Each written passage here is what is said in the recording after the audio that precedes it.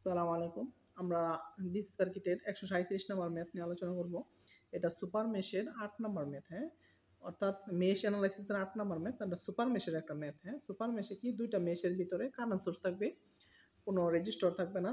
আর resistor থাকলেও আপনি current সোর্সের উপর দিয়ে লুপ নিতে পারবেন না। এজন্য যদি ২ টা মেশের ভিতরে কোনো কারেন্ট সোর্স থাকে এটাই হচ্ছে সুপার মেশ। বলছে যে 2 অ্যাম্পিয়ার সোর্স কত পাওয়ার সরবরাহ করে তা মেশ অ্যানালাইসিস পদ্ধতি বের করো, হ্যাঁ?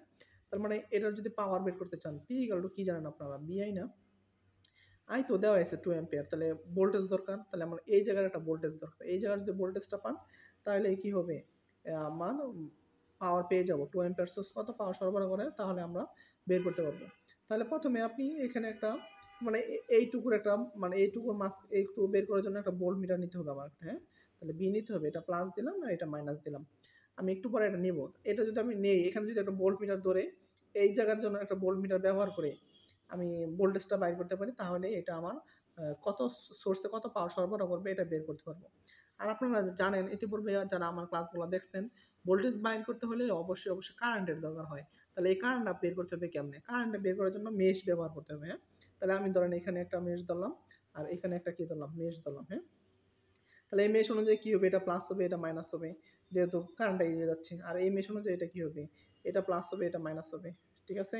তাহলে আমরা এখন আর সোর্সের চিহ্নগুলো কোনো সময় আপনারা চেঞ্জ করবেন না এই চিহ্ন অনুযায়ী, ঠিক আছে? কারণ সোর্সের চিহ্ন কখনো চেঞ্জ হয় না। তাহলে আমরা দেখেন এখানে একটু আলোচনা করছি, এখানে একটু লিখছি যে মেশ 1, মেশ 2 কারেন্ট ধরছি, হ্যাঁ? যেহেতু আপনি এখানে লুপ নিতে পারবেন না, এই মেশের লুপ নিতে পারবেন না, এই মেশের লুপ নিতে পারবেন না। কারণ এখানে কারেন্ট সোর্স আছে। কারেন্ট সোর্সের অভ্যন্তরীণ রেজিস্ট্যান্স ইনফিনিটি, এজন্য লুপ নেওয়া যায় না, হ্যাঁ? তাহলে দেখেন, তাহলে আমি প্রথমে কি করব? একটা কেবিএল ব্যবহার করব প্লাস একটা কেসিএল ব্যবহার করব। সুপার মেশ অথবা সুপার নোড, হ্যাঁ? ২ টা হইলেই কেবিএল এবং কেসিএল ব্যবহার করতে হয়। তাহলে আমি এই টোটালটা নিয়ে এই ২ টা মেশ নিয়ে, হ্যাঁ? ২ টা মেশ নিয়ে একটা লুপ নিব। তাহলে আমি ধরেন লুপটা এখান থেকে শুরু করতেছি, হ্যাঁ? তাহলে এখান থেকে যদি শুরু করেন তাহলে প্রথম চিহ্ন মাইনাস, দ্বিতীয় চিহ্ন প্লাস। আপনারা লুপ যারা পারেন না, লুপগুলো আমি যেভাবে নিই এভাবে নিবেন, তাহলে প্লাস মাইনাস আর সমস্যা হবে না। তাহলে আপনি যদি এই পয়েন্ট থেকে হাত আস্তে আগান তাহলে প্রথম চিহ্ন কি পড়লো? মাইনাস। প্রথম চিহ্ন মাইনাস, দ্বিতীয় চিহ্ন প্লাস। আমি যে দেখেন এখানে প্রথম চিহ্নটা নিচ্ছি, হ্যাঁ? এই যে -20, তাহলে প্রথম চিহ্ন নিচ্ছি, সবার ক্ষেত্রে প্রথম চিহ্ন নেব, হ্যাঁ? তাহলে এইদিকে আগান, প্রথম চিহ্ন প্লাস 10i1, তাহলে আমি দেখেন এই যে 10i1 নিচ্ছি, প্রথম চিহ্ন প্লাস 15i2, এই যে প্রথম চিহ্ন প্লাস 15i2, এবং এভাবে আগান, আগে প্রথম চিহ্ন প্লাস 25, তা 25 প্লাস 25, এরপরে দেখেন লুপটা আমার কি হয়ে গেল, এখানে এসে আমার শেষ হয়ে গেল, হ্যাঁ? তাহলে একটা বদ্ধ EMF-এর সকল ভোল্টেজের যোগফল 0 হয়, তাহলে ইকুয়াল টু 0 দিলাম। তাহলে আমি এটা দেখেন ক্যালকুলেশন করলাম, ক্যালকুলেশন করলে 10i1 15i2 ইকুয়াল টু -5 পেলাম, ইকুয়েশন নাম্বার 1। এখন কেবিএল নিচ্ছি, একটা কেসিএল ব্যবহার করতে হবে, হ্যাঁ? কেসিএলটা যদি ব্যবহার করেন, আপনি দেখেন এই যে এই পয়েন্টে যদি একটা কেসিএল ব্যবহার করেন, তাহলে এই যে এই কারেন্টটা কি? এই কারেন্টটা এদিকে দিচ্ছি না, তার মানে এই কারেন্টটা এদিক দিয়ে যাচ্ছে। তার মানে এদিকে যাচ্ছে কত? এটা I1, হ্যাঁ? তাহলে I1, আর এই কারেন্টটা যাচ্ছে এদিকে। তার মানে কি এদিক দিয়ে এদিকে যাচ্ছে, মানে এদিকে যাচ্ছে না? তার মানে এটা কি I2। তাহলে দেখেন এই পয়েন্টে আগত কারেন্ট হচ্ছে I1, আগত কারেন্ট হচ্ছে 2। তাহলে দেখেন আগত কারেন্ট 2টা, নির্গত কারেন্ট I2। তাহলে আমি যেখানে লিখলাম আগত কারেন্ট I1 যোগ 2 সমান সমান নির্গত কারেন্ট হচ্ছে I2। তাহলে আমি এটা একটু সমাধান করলাম, I1 মাইনাস I2 প্লাসটা মাইনাস ওই পাশে চলে গেলো মাইনাস, তাহলে ইকুয়েশন 2।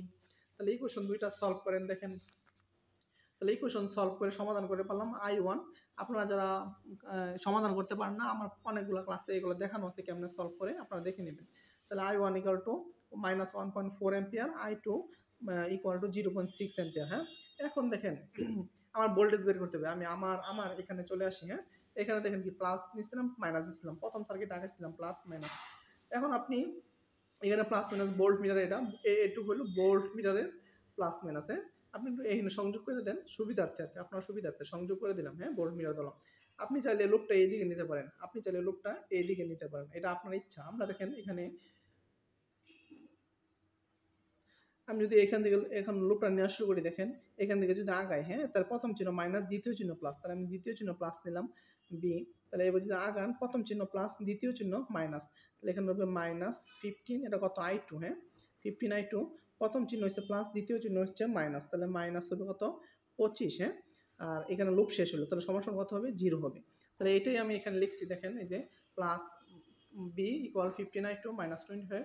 এখানে ক্যালকুলেশন করে মান বের করলাম, দেখেন 34 ভোল্ট। তাহলে এখানে আমি 34 ভোল্ট পাইছেন, এখানে কি পাইলেন 34 ভোল্ট। এই সোর্সের আড়াআড়িতে কত ভোল্টেজ পাওয়া যায়? 34। তাহলে P = VI 34 × 2, 34 দুগুণে 68, 68 ওয়াট। এখানে P 2 ampere source, VI 34 × 2 68 watt. আপনারা যারা চ্যানেলে নতুন, আমার চ্যানেলে সাবস্ক্রাইব করবেন, আপনারা বন্ধুদের সাথে শেয়ার করতে পারেন। যারা ডুয়েট অ্যাডমিশনে আসছে তাদেরকেও আপনি এই চ্যানেলের সাথে লিঙ্কটা দিয়ে দিতে পারেন। যারা ত্রিপলি জব প্রিপারেশনে আছেন তারাও দেখতে পারেন। যারা ইলেকট্রিক্যাল জব প্রিপারেশন আছেন, ইলেকট্রিক্যাল, ইলেকট্রনিক্স, টেলিকমিউনিকেশন, ইলেকট্রোমেডিক্যাল, তারা এগুলা আপনারা আপনাদের বন্ধুর সাথে শেয়ার করতে পারেন। ইনশাআল্লাহ তারাও উপকৃত হবে ইনশাআল্লাহ। আসসালামু আলাইকুম।